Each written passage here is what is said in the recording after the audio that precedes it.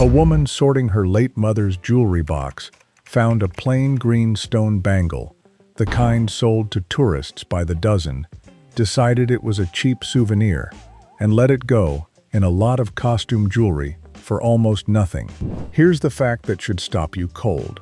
A jade bracelet sold on eBay for $50 and a bangle that crossed Sotheby's hammer for $5 million can look surprisingly similar in casual photos. And they sometimes do. That's not a coincidence. The bangle didn't become valuable the day it left the house. It was always valuable. The value was lost the moment it passed from someone who didn't know what they held to someone who did.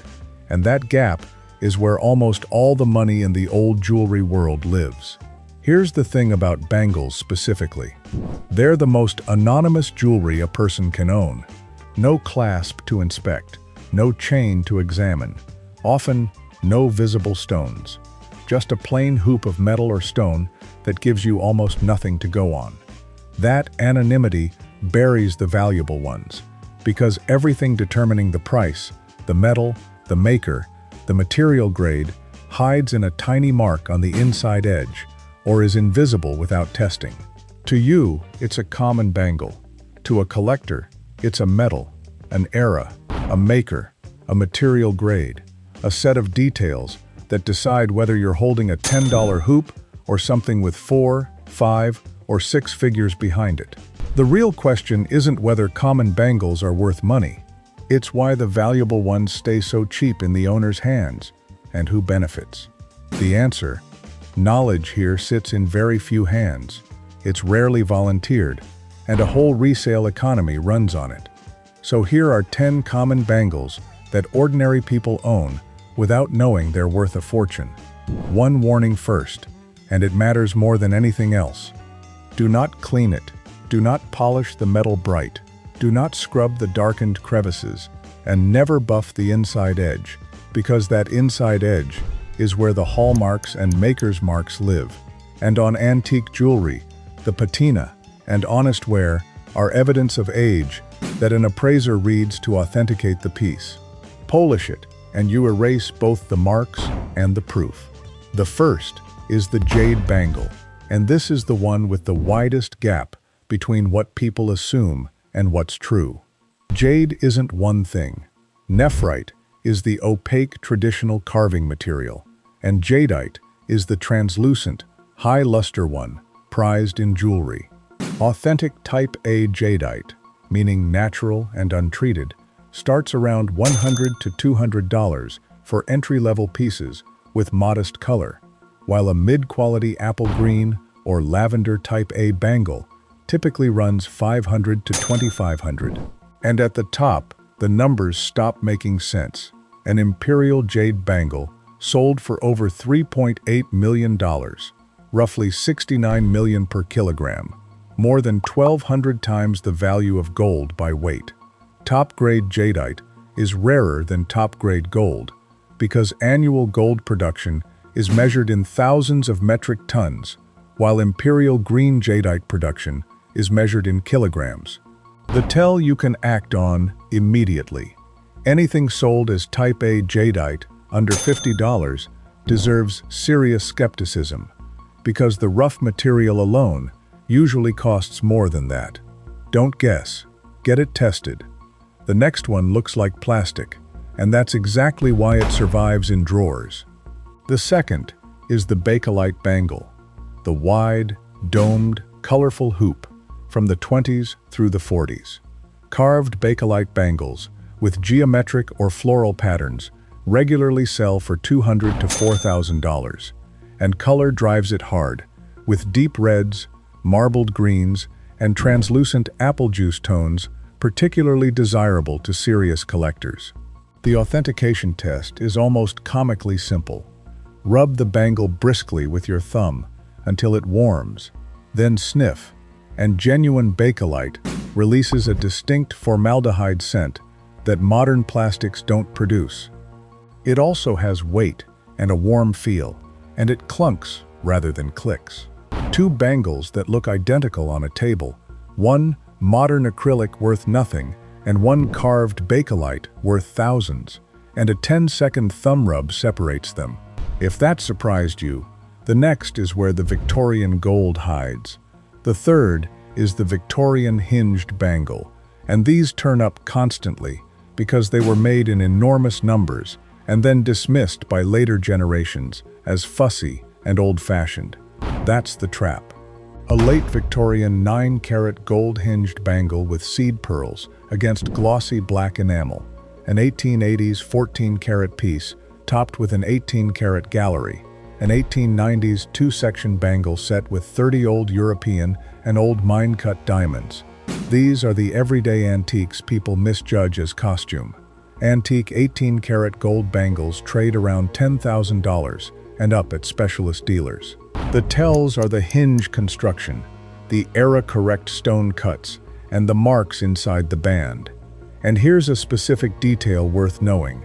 Many Victorian bangles carry a tiny glazed compartment on the underside for a lock of hair or a photograph, and that sentimental element is part of the history collectors pay for, not something to be cleaned out.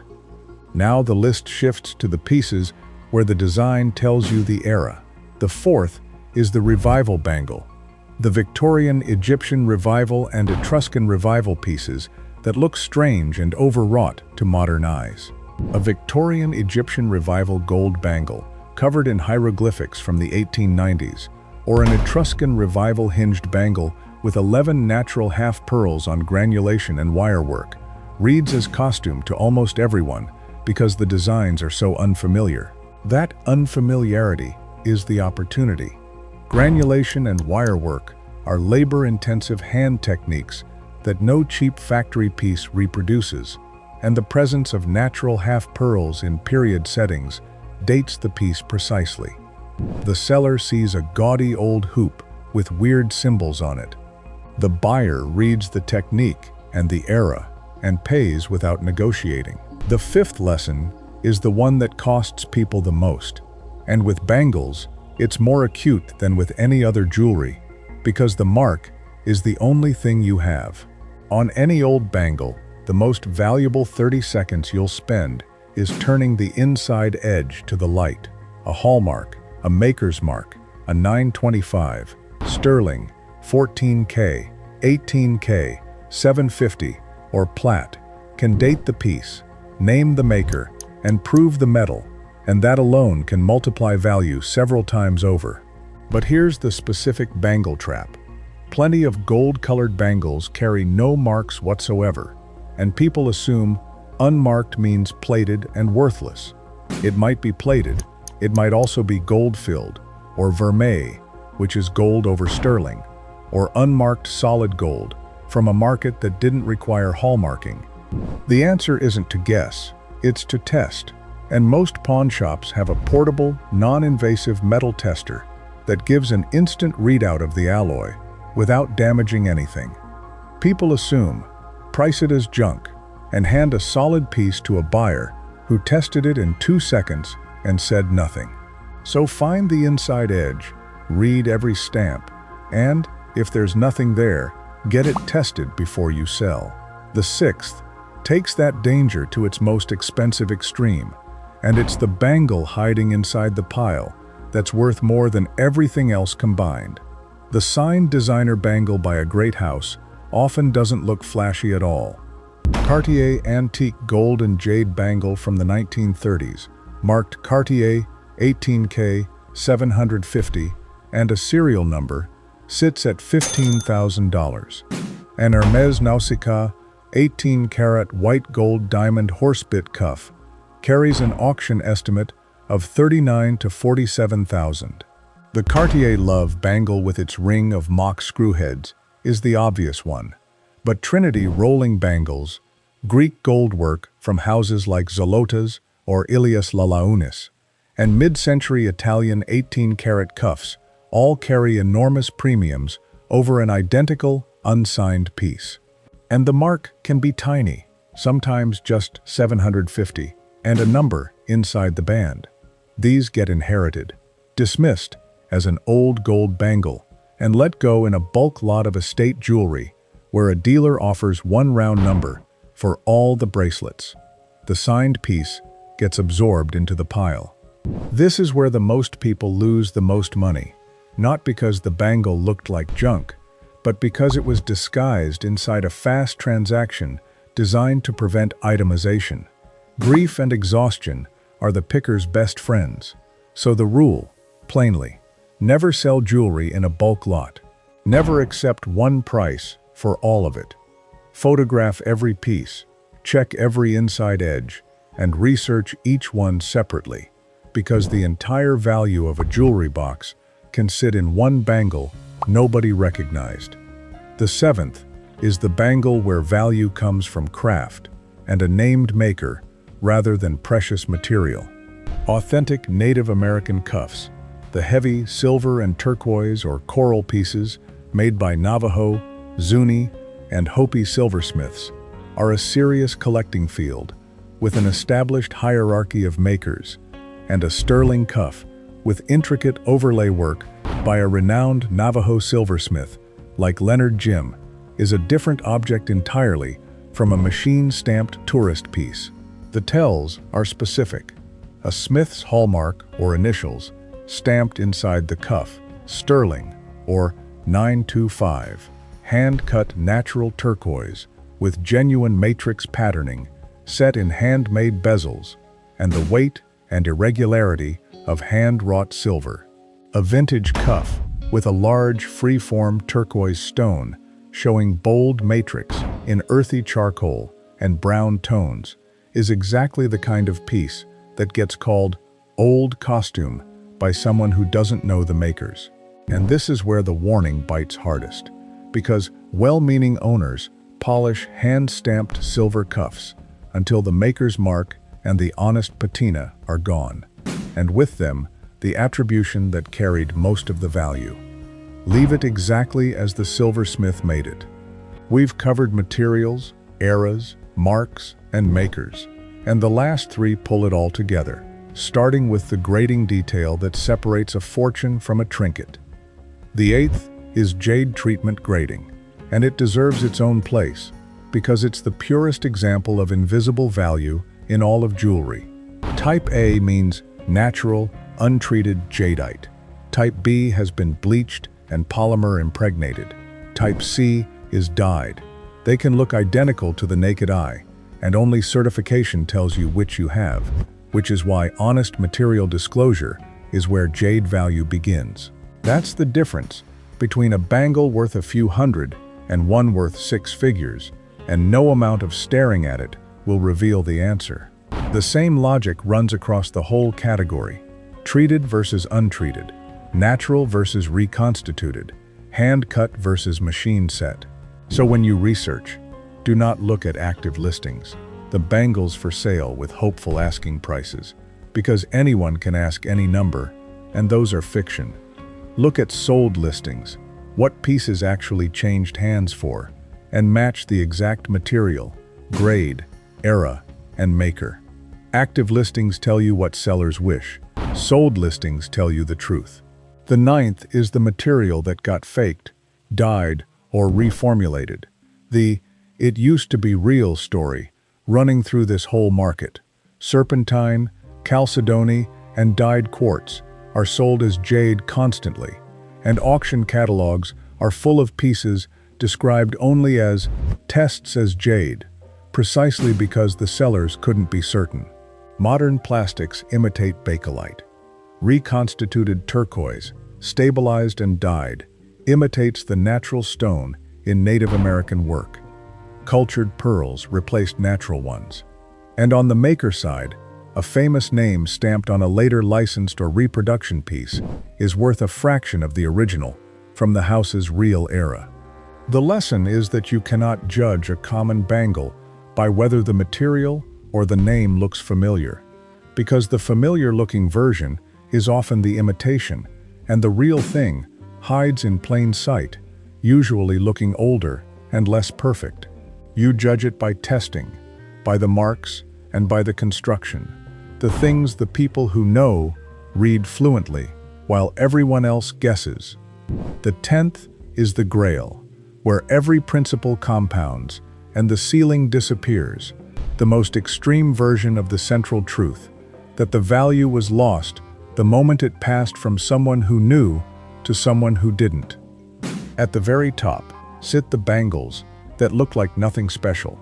An imperial green Type A jadeite bangle, where a virtually one-of-a-kind bright green piece sold for $5.6 million, and the record-setting magnificent imperial jadeite bangle at Poly Auctions Hong Kong broke the previous record held by a Gife jade bangle that itself took 43.8 million Hong Kong dollars.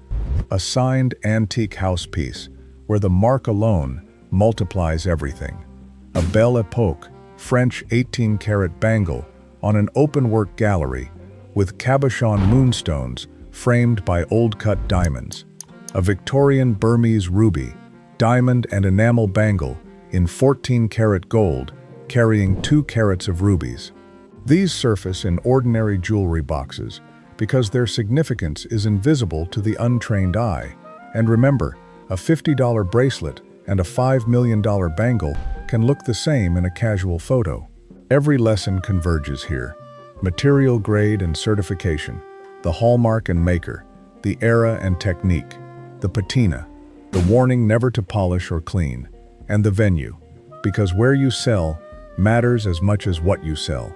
A rare bangle sold to a pawn shop or a scrap gold buyer or a bulk estate dealer is sold to whoever walks by, while the person who will recognize and pay for it is a specialist antique jewelry dealer, a certified gemologist, or an auction house that tests before it prices. So here's the checklist that flips you from the person being collected from to the person who knows. Don't clean it, don't polish it, don't buff the inside edge. Leave every honest mark and darkened crevice where it is. Turn the inside edge to the light and read every hallmark and signature, because the outside of the bangle is only the beginning and the inside is the truth. If it's unmarked, get the metal tested. If it's jade, get it graded. Keep the box, the papers, and any certificate. Never sell in a bulk lot. Research on sold listings, not active ones. And when you've found something real, take it to a specialist, not a passerby. If you recognized even one of these, hit the like button and comment below if you've got a plain old bangle you can't identify, especially an unmarked or green stone one, and I'd be happy to take a look. Subscribe if you want the part of the market the resellers already know and won't share. Because the truth, under all 10, is simple. These bangles were never worthless. They were built to look like the ones people throw away. And the only thing standing between you and what they're really worth is knowing. That's not a coincidence either.